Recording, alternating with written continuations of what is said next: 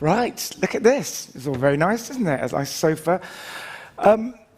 Welcome to everyone, and thanks for coming in to talk about this very exciting panel about new technology. Saying that, I'll get my book where I wrote down all the questions. I didn't use technology at all.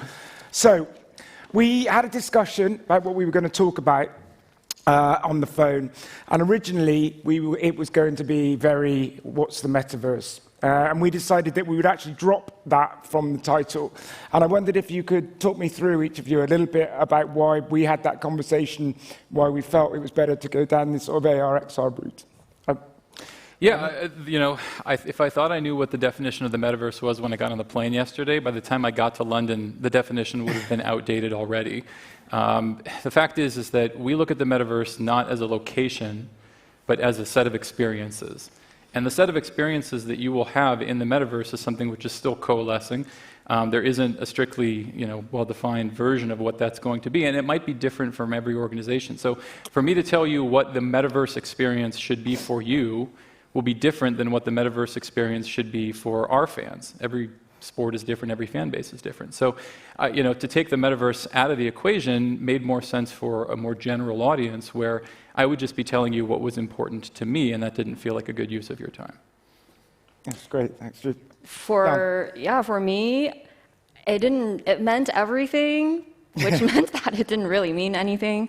Because I couldn't really come up with an objective definition, which I'm sure there is no objective definition in the market. So at least from Unity's perspective, we are already in the metaverse, and it's just basically a sliding scale of how metaversey you want to be.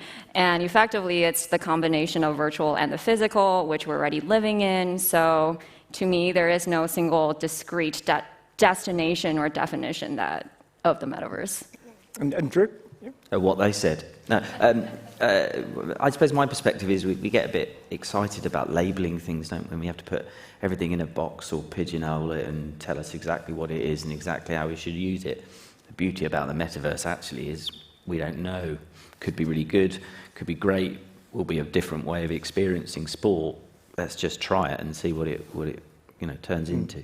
Yeah, because we were talking backstage, and it really is one of these things that can mean nothing to everyone or everything to no one. It's really difficult to put your finger on it, and I think from a sport perspective, there's so many different things that what you've said, you focus on something, and then you can really sort of thrive in that area. And Rami, UFC have been doing lots and that, always been at the forefront of technology and innovation.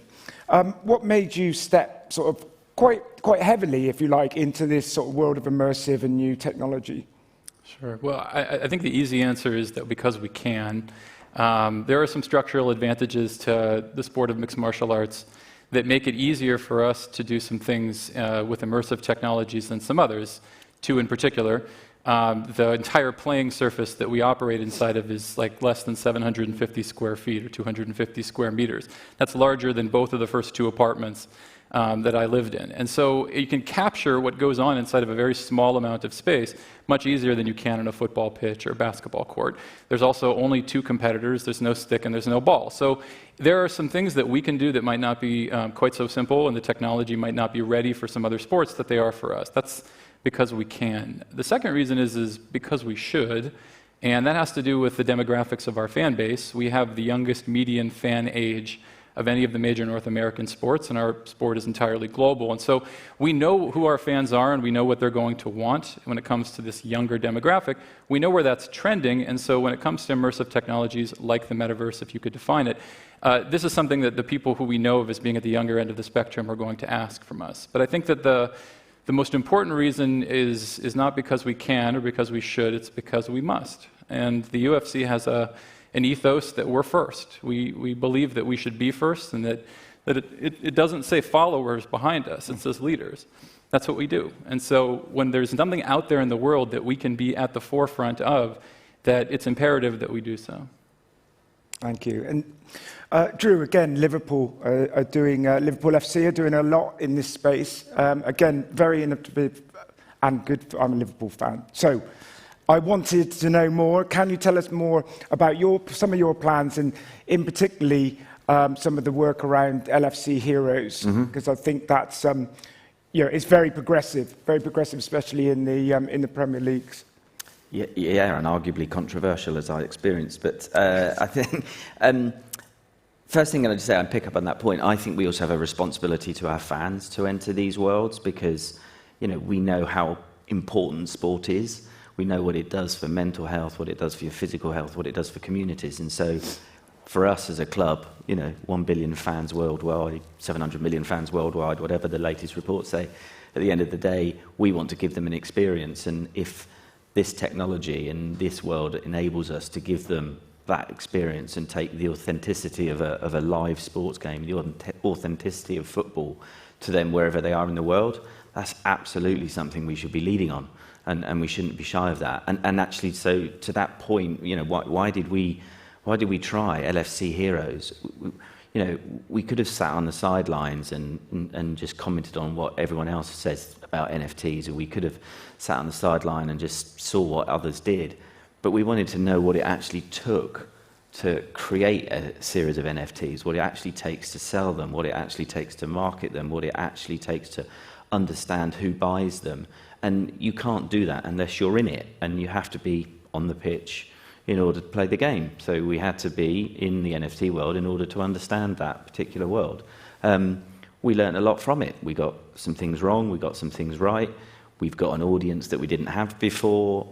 We've got a sense of where NFTs might play in our ecosystem, and actually they're not things to be scared of. So it was a real good test and learn for us, and actually, the best thing is outside of the Legends games that we do for our foundation, it's the biggest earner for our foundation ever done. So raising money for charity is also a great thing. Perfect. That's true. Tian, we're seeing a lot of lines blurring around gaming and sport, and esports sort of in the middle there, bringing them both together. And Unity are a massive in all of those. And some of the stuff you've been doing, either through partnerships on your own, and we obviously. We have a relationship within the two companies.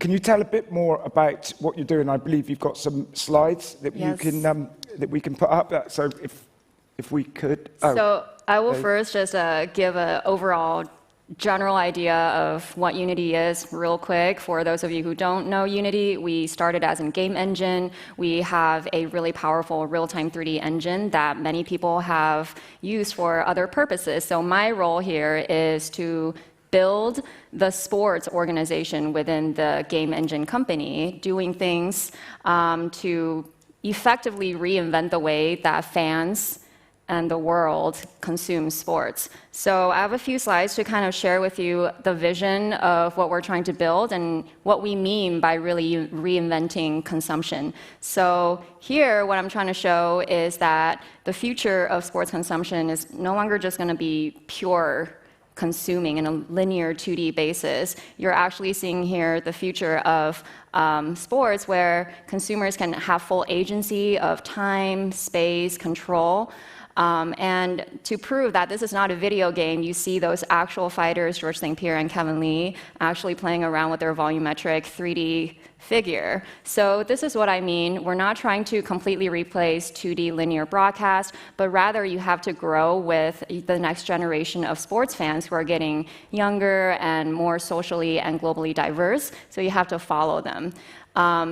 Leveraging the same technology, imagine if you are able to not only watch and consume the content, but actually be able to annotate it, edit it, craft it into your own personal content to share with your friends. This is an example of, wow, well, we're already in 3D, so why don't we just annotate it? Imagine what it means for broadcasters, pundits, or social media influencers if they want to host their own. Obviously, sports has a lot to do with stats, and many of the sessions that we heard this week from leaders is about the importance of stats, and not just about the gathering and consolidation of data, but actually how do you use that data in a meaningful way to create compelling experiences that generate additional fan engagement or makes the data more meaningful and contextual. So what you're seeing here is at the end of the fight, I'm just going to wait until the stats page pops up.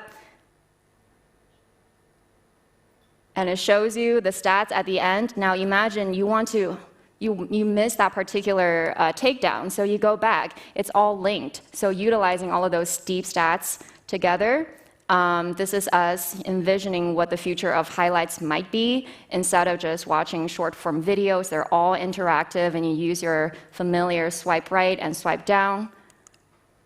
This is envisioning, the social aspect of putting together a watch party. So what you're seeing here is all of your friends together in the same party, and those hovering icons represent you and your friends. So you can actually join them, watch from their perspective, and actually feel like you have a presence in the same room. And of course, this has great implications for sponsorships and advertising, the ability to change your environments once you're in a 3D world. So this is us pretending that we created a Fight Island scene in the background. And of course, the ability for dynamic advertising. So this is just a really, really quick a few examples of what we envision the future of consumption looks like with real examples, and to show that it's not just a term or a pipe dream, we're actually working on it. You convinced me. I think we should do something together, UFC and Unity. Let's do it. Yeah. And I think that's really interesting, because where we see this, however you want to call it, evolving technology is, if you're a sports fan, you want to be at the event. You want to feel that experience, but it's not achievable. Some people, if you take, some people will never ever go, for whatever reasons, tickets or ability or funds, to go to a Premier League match.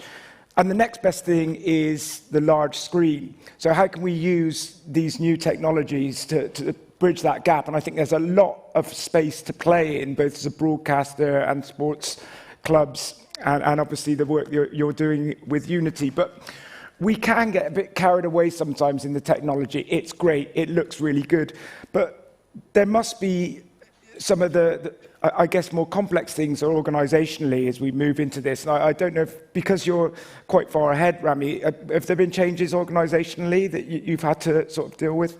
Yeah, well, so the position that I sit in, I think, is somewhat unique, which is that, I head up research and development, but it's not a department, meaning it's not like a functional group. We view innovation as a resource, not as a destination, which means that we are available to everybody across the organization so that innovation can be a part of everything that they do.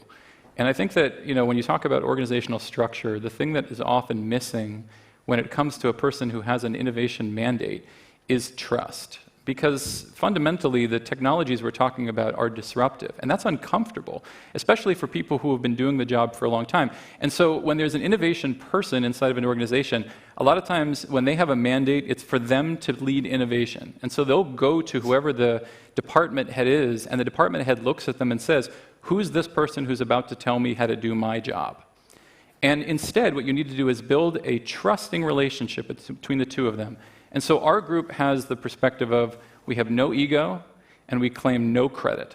That means that if we help another group achieve something, if we can help them innovate, the person who ends up in the press release is the head of that department, not me.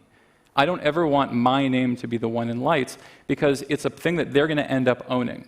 There's the expression like lead, follow, or get out of the way. We actually look at those as three different stages. First, we lead. So we'll have people who come to us and they'll say, so what should we do here? Like, what are we going to do about NFTs? Is that something that's relevant to us? And so we'll help kind of lead the conversation and help them understand what their options are. We'll even help them with some implementation. But then we follow, and we're just there to help them execute. We're not going to take over. We're not going to be the ones in charge. It's their project. And then we get out of the way. And the getting out of the way is often the hardest thing for people in innovation to do because their bosses are going to measure the success or failure of their job by the number of times that they get quoted in various articles. And that is not what we're about. And so structurally, I think we're set up for success because of the faith and the trust that we have from the organizations, the pieces of the organization that we work with, but also from our senior executive leadership who understand what it is that we're trying to accomplish, so that we don't need to be grubbing for quotes or trying to get our name in lights. The point is the organization innovates. The success of that is seen in the products that we put out in the marketplace. And if we're successful at it, then the people who need to know who did it will need to know, and I don't need to be the one who kind of gets all the credit for it. So it's a difficult thing to structure because you need to have people who can gain the faith and credit of the people who they're working with, and you need a senior executive leadership who understands what the purpose of innovation is, which is not to be seen to do things, it's to actually do things. Thank you. Drew, do you want to come back on that? The bit I was going to build on there, and one of the things that I'm very keen on from our club perspective is not falling into that strategy execution gap. And I think sometimes with innovation, it's kind of, oh, that's a strategy thing. We haven't got to work out how to execute against it. And it's absolutely wrong, because all that happens then is we have some great ideas and we don't do anything with them because we haven't worked out how to put them live. So I think that, one of the big things that we're trying to do is make sure that actually everybody plays a part in both the strategy and the execution, because you can't have one without the other. And I think we also have, there's a tendency, isn't there, when people talk about innovation to think it's got to be this massive thing. We've got to go and build a space rocket because we're innovative, and it's got to be, actually, you can innovate on some really small, practical, tangible things that make a big difference. Innovation doesn't have to be this massive, complicated thing that takes 18 months to come up with or whatever. And actually, you can do small things, and small things everybody plays a part in the organisation. So it's kind of a big mantra of ours. Yeah, that's brilliant. I think we all know, if in the sports industry, that fans can be maybe a little bit a tendency to resist change. I always remember when the first time we talked about augmented reality, and someone said, no, someone might hold their phone up in front of me, and Man City banned iPads. But how do you square that now with trying to sort of get Gen Z on board, and whatever gen we're on now, I lose. I'm Gen old. But so could you give us a sort of a bit of an insight into what you're looking at, Tian?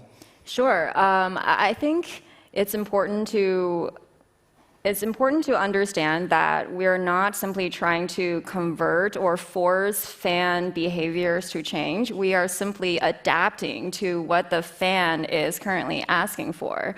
So the way that we do it is not necessarily to be like, jam force you to interact. Some people just prefer to lean back and consume and experience. That's perfectly fine. But it's more about the ability to be flexible. So I'm going to give you both. You can lean back if you want to, but you can also engage. And the important thing to take away here is that I understand that the next generation of sports fans want to engage. So to Rami's point earlier, you must, otherwise you fall behind. So it's not necessarily us trying to forcefully get these fans to change their behavior. Certain things will not change, but it's about adding value over time that completely makes you attuned and aligned to the people you're trying to serve. Yeah, Drew. It's interesting you say there about, appealing to everybody in different ways, because one of the things that we know is our fan base. You get the hardcore football fan. It's the only thing they care about. It's the biggest interest outside of their work or their home life, and that's it. But there are many fans that have got multiple interests. And how do you actually bring them something that means that second screen experience is really good? I mean, how many of us have got kids who seemingly can consume information from 4 different devices all at once and convince you they're doing their homework, right? It's like so actually giving other opportunities to experience something in other ways is critical for different generations. Yeah, I think you have to figure out what the product mix is, because if you can show fans something that's not a toy, if you can show them something that really enhances the way they watch the sport, it doesn't matter how old they are or if they're traditionalists. They will be in favor of things that make their viewing experience that much more enjoyable. And the inherent conservatism that we have about trying not to alienate any of our fans at all costs, I think comes from, in some ways, it's an apprehension to look at the work that we're doing and feel and talk about it with full-throated confidence that says, no, this is for everybody. Like, we're not just making toys for kids.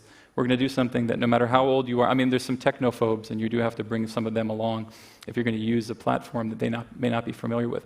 But for the most part, if you're inserting something into broadcast or into your viewing experience that is truly an enhancement, there's nobody, no matter which age, which is going to say that it was a bad addition and they wish that it went away. Yeah, I think so as broadcasters and clubs and companies, we're really moving away from that broadcast, if you like, the one-to-many, to a one-to-one approach. And I guess as long as you're adding something to the output and it's a choice, then you can always bring people along. You know, good luck getting my dad's transistor radio off him when he's at the stadium to listen to Radio 5 Live. So we've seen a lot, and you will have seen a lot this week, about new technology in sports, new opportunities around metaverse, NFTs and things. I'll go to each of you, actually. Have you seen anything that's really inspired you in this space that you kind of think, oh, I wish we'd done that, that looks really good, or just generally sort of caught your interest? Rami, do you want to go first? Yeah, I mean, I've got a good answer, which is actually a terrible answer, which is that we're still trying to catch up to the first down line in football. Like in American football, they added that yellow line on the broadcast, and I took my nephews a few years ago to a Seattle Seahawks game. It was the first game that they'd ever seen in person. And we were sitting up there, and they asked me, where's the yellow line? Because they were sitting in the stadium, and they're like, well, where is that thing? Right? And because it was so transformative, because it meant that you understood something about the game that you didn't before, because it wasn't a toy, and because it was so good that it meant that something that we put in the virtual world, people started demanding in the real world. Like, that's the benchmark when we talk about something like augmented reality, is that you want it to augment your own reality. You want it to be there all the time. You don't just want it to be there when you're watching on screen. But it's a terrible example because that technology is 20 years old. And it's still the best example that I can think of. But when we come up with... Might not work in VAR, just putting it out. When we come up with a new enhancement, you know, the thing that we're judged against is, yeah, well, but it's not the first down line. And so I feel like that's the challenge, is that, you know, there are some success stories that we point to in the industry, and they're so good that the other things that we're doing, they do suffer a little bit by comparison. So short answer, I wish I created the first down line.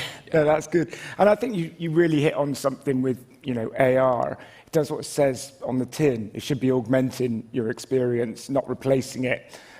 John, anything that's really caught your eye? I'm also trying to come up with a decent answer, but it probably sounds pretty terrible. Oh, no, it won't to me. They're all going to be better than mine. I feel that working inside Unity, I am constantly awed by the stuff that's actually coming from within the Unity environments, just because the millions of Unity developers and creators and the crazy things that they do with our engine. Part of it is obviously in sports, that's super cool, but some other things in other industries as well, in aerospace, etc. So I would say it's actually just stuff that we're currently doing. Yeah. I'm not surprised, because you do everything, like the Nestle of gaming engines. Drew, anything you've seen? I'm not sure, I'll be honest. I've got an answer to that. I think... Well, actually, the short answer is no, I haven't. But the thing I do genuinely believe is if we can use this technology and we can take the experience of being a live sports event, you know, seeing live football around the world to a global fan base, that will shift the experience. Like that's got to, you know, that would be my dream outcome for my time in working in football. Have I seen anything that gets us close to that? Sorry, Unity, maybe not yet, I don't know. We'll see. We'll see, yeah. We'll have to give it a try. Yeah. Well, that's, while we're on that, I guess, there's a big thing, using this technology for more globalization, if you like. Is there anything that you've got down the line, looking at that, how you extend the reach of LFC? Yeah, there's loads of stuff that we're looking at, and we're trying to think about ways in which we can bring, as I say, the experience of you know, walking to a stadium, the experience of, taking your seat, the experience of hearing You'll Never Walk Alone, the experience of, last-minute goals. Like, we're always looking at ways in which how do we bring that across the different channels that we've got to our global fans? We're going to continue to identify all of those different opportunities, probably like most clubs, how do we build the virtual reality of the stadium? How do we is there some connected merchandise that we can actually explore so, people feel the experience, a moment in the game when they're 3,000 miles away. So all of those things we're exploring, but I'm sure we'll trial some things, and I'm sure in due course there'll be more products that we launch. That's great. I'm going to, next I'd like to know what most excites you about what's out there. There's so much, and we've sort of talked very difficult to pin down. So I'm looking at augmented reality glasses and XR and things like that. That really, I see a great future in that, and I didn't know. Is there anything that really sort of floats your boat, if you like, moving forward as we move into this brave new world, right? Yeah, so every time you're talking about a new method of experiencing it, there's so many different underlying technologies that you already have to have mastered before you can make that sing. And so that's the thing that's most interesting to me, is that there's not any one thing that we're trying to achieve that is going to be in and of itself the thing. It requires mastery over any number of new technologies and services that we're going to have to figure out how to use. So if you're thinking about augmented reality, where we were talking before, and Tian showed the slides of that demonstration, so all of that hinges on volumetric capture, for example. So to be able to get to a truly immersive, call it metaverse experience, you also have already had to master, call it, something like volumetric capture and dynamic audio and. And so it's this kind of constantly unfolding set of technologies, and we have to keep learning along the way how to use them for our purposes. But it will take new technologies, and that's something which I think is exciting about the space, is that we're not going to be subject and held to the stuff that happened in the past, because we're not trying to recreate our existing broadcast but do it in the metaverse. That doesn't make any sense. We should be doing things in a different way, and therefore a better way. Otherwise, why are we doing it? And so we're not going to keep using the same old tools. You cannot drive a car with a buggy whip. We're going to have to figure out what are the things that are necessary to produce this brand new experience that none of our fans have ever seen or felt before, and to do it in a way that makes them want to do it from now on and forever, so that there's no going back. There is no, okay, that was cool, but I'm going to go back and do it the old way. We want to create something that's so good that it becomes the de facto way of experiencing the sport. Yeah, true. Kind of like, can't go back to not smartphones anymore. Right. I think there's a second, or a parallel running part of the innovation agenda here, because we can innovate in the technology, we can innovate in delivering an experience for fans, we can come up with these new great immersive experiences. But we have to innovate our business models. We have to test and learn a different way in which, the business of football actually operates, because otherwise all we're going to do is take some technology and say, let's just deliver the same broadcast feed through new technology. That's kind of more of the same. So yeah, and at great expense too, right? Massive expense. Yeah, so coming up with this new stuff isn't cheap. And so, yeah, there is definitely a need to rethink the business model so that it takes advantage of some of the new things that the technology allows for, but also replaces things that we might have to jettison because they don't fit the new paradigm, right? They're stuck in the old way. And accept that that's a slow burn, which, my peer who runs commercial, my CEO, will consistently say we need more money from technology, and they're right, but actually some of this new technology takes time to build that money. It takes time to build that business model. The business cases that come across my desk almost every day about how the metaverse can make us millions of pounds. It's like, well, it's not going to tomorrow, is it? It's not. Let's face some reality here. And I think that's where I think we also have to test and learn this stuff. 100%. You have to take your time. One thing that we haven't touched upon, which we are certainly seeing in the broadcasting industry, is the skills gap. It's very different skills in terms of building an experience like that than we would have as a broadcaster. And I don't know if you address that, or is it just by sort of osmosis that people come in? Because we will be, as an industry, it's difficult. People are retiring and people aren't coming into traditional broadcasting. And I just didn't know if you had any problems like that, you had to address that. Rami? Too early to tell. I mean, like the sea change hasn't occurred yet. So, I hear what you're saying about the attrition that exists inside of traditional broadcast technologies, and there aren't younger people who are coming in to replace like the industry veterans. But what we're looking at in the future is something where a lot of the people who are in those positions might be made obsolete. And the people who replace them, like you say, will have entirely different skill sets. And perhaps that's the way that you can create this generational evolution, where it's not about training younger people on how to use a chyron. It's about getting people who have been programming since they were 5 to start programming for sports broadcast instead of making apps.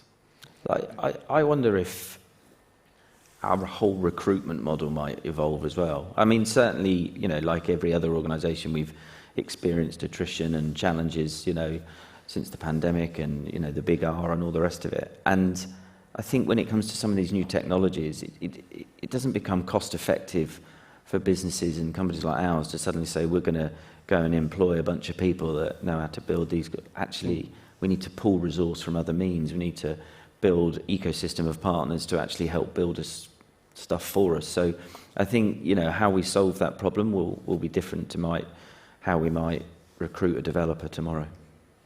I think it'll change. I don't